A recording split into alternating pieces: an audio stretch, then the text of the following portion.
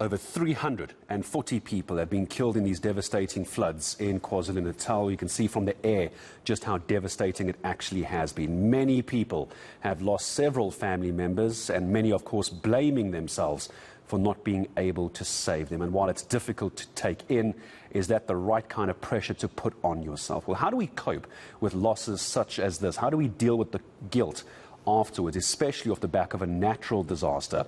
Well, let's bring into the conversation clinical psychologist Hameeda Bassa-Suleman joining us this morning. Hameeda, good morning to you. I really appreciate your time in joining us, Hameeda. Hello to you. With the one story that caught my attention yesterday is one mom or one woman losing 5 family members in one incident over the past few days. Losing one family member under normal circumstances is difficult. How does an individual begin to cope with something like that? I think there's nothing that can save losing multiple family members in one go, the way that this particular woman that you mentioned has lost somebody.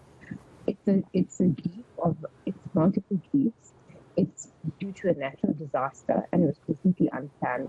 So the amount of shock and disbelief is tantamount to a catastrophe. It's not something that you could have prepared for, and it's not something you could have anticipated under any circumstances. So the initial reaction to something like this is going to be complete disbelief and denial about the fact that it has happened.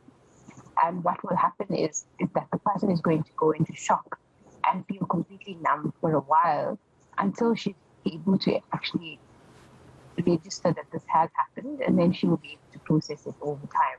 But this also is a very, very difficult thing to have to go through, because it means direct changes to your immediate family life. Like everything's changed completely overnight, and coming to terms with that, it's not something that's going to happen very soon. But with time and with help, she will be able to get through this and to make some meaning out of it and hopefully process it and accept it. We're still very early into counting the damage. We know how many people have lost their lives in a situation like this woman I'm talking about, and many, many other people. How do the families cope with this? Because going to see a specialist like yourself, a clinical psychologist, seeing a counsellor, social worker, that's obviously what needs to be done, but that could be a few days down the road.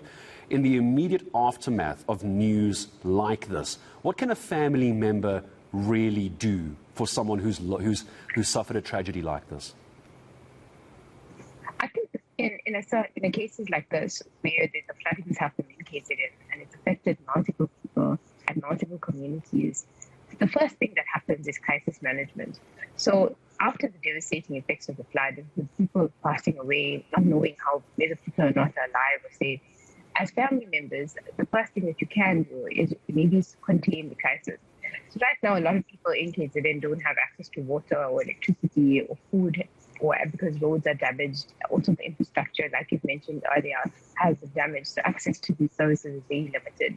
So I think right now, as family members and as communities in South Africa, we should kind of band together to maybe make sure that our basic needs are getting met, like food, water, electricity, warmth, because the rains are still about to come back. So people are still living in a state of uncertainty, and there's a lot of fear that's going on. Fear of losing like petrol stations, a lot of fear and a lot of uncertainty. But I think what we can do for family members is maybe try and share the load or share the burden that you're going through. So if you've lost a family member, or you're not sure where they are, or you're uncertain about your own safety or your own health going forward, is to maybe try and share the load a little bit between you to make the process ahead easier.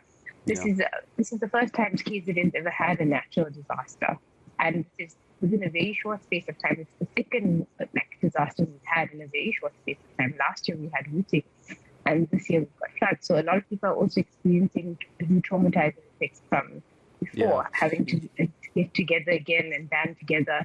It's bringing back a lot of bad memories on top of the already horrible memories we have from losing so many people this time.